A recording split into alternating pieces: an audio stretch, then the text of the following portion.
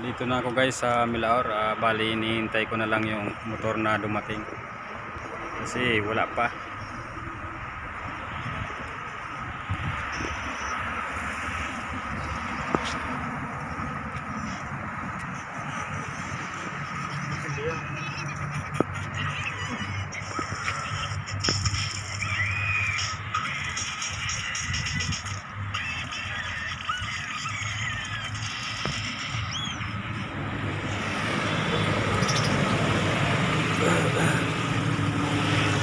Anak ko yung isa, sinundo niya ako dito. Bali siya na yung magdadala ng motor, angkas na lang ako.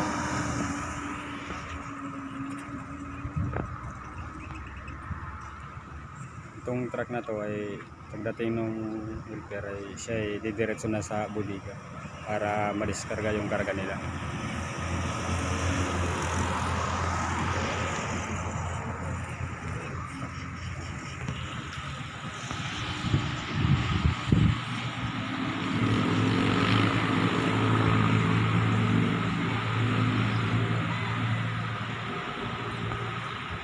Sarap bumalik sa sariling bayan guys.